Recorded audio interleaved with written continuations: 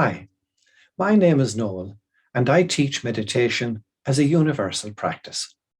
In the last video, we began to explore how children experienced and described the fruits of meditation. In this video, we continue to explore those rich inner fruits as they describe them. So, here goes.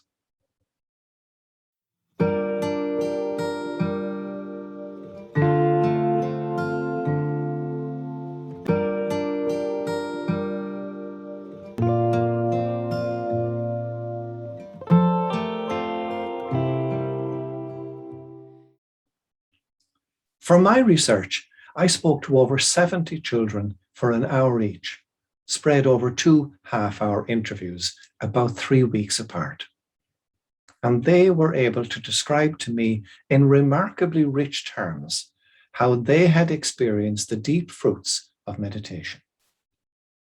I analysed everything they said to me, and I grouped their responses under 4 key themes.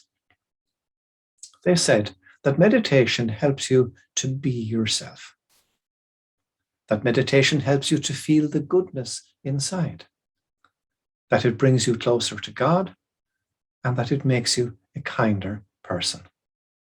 Now, I think these are quite profound discoveries and observations. What does it mean to a child to be himself or herself? I see that as a powerful, albeit subtle experience of the true self, of who we are at the deepest level of our being. I see it as a growing awareness, however obscure, of the cosmic divine spark deep within every person. I think the second fruit also beautifully expresses the same truth, although in a slightly different way. The children said that meditation made them feel the goodness inside, referring once again, pointing again, I believe, towards their understanding of their true essence, of who they really are at the deepest level of their being. Now, the 4 fruits together point to how meditation helps the children to be their authentic selves, their true selves, and how that rich, personal, inner experience, that perceptual knowledge, makes them more aware, responsive, and kinder, guiding them towards greater authenticity. Let me give some examples of what the children themselves said in their own words for each of the themes. Remember, the first theme was that meditation helps you to be yourself. Many of the children observed that meditation made them more aware of what was happening within themselves, and that it helped them to be themselves.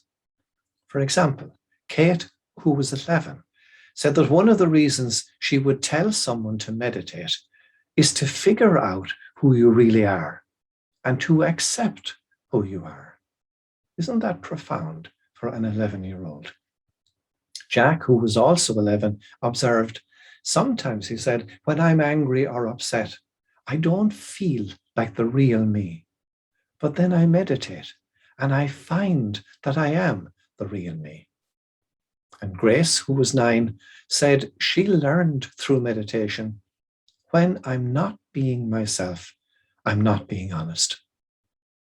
Nora, who was 10, said meditation made her realize, I'm this person. I'm not any other person. When I meditate, I feel more me than I ever did before. Pamela, who was 11, chose the image of a bird on a branch as one that reminded her of meditation.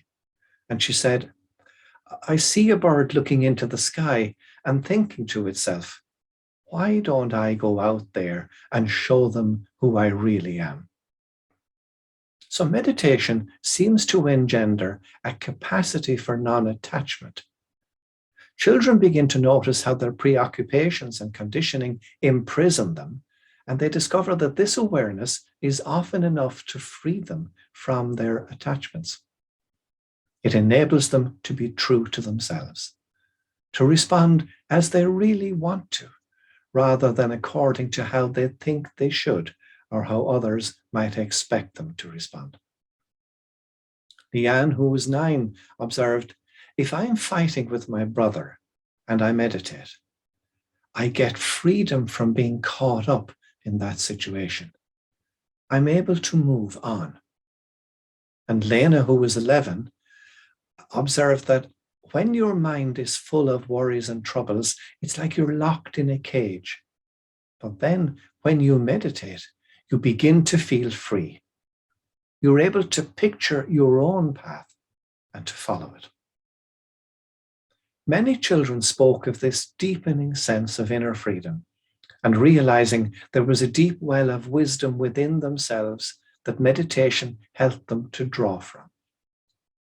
These few examples demonstrate that the children experience meditation as helping them to become more aware of themselves and to be true to who they really are.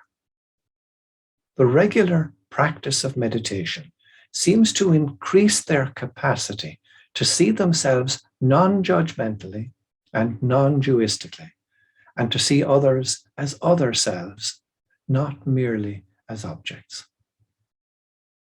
And now, to experience those truths for yourself, I invite you to sit in stillness and silence for the next 10 or 12 minutes, and to try to set aside time like that each day for meditation.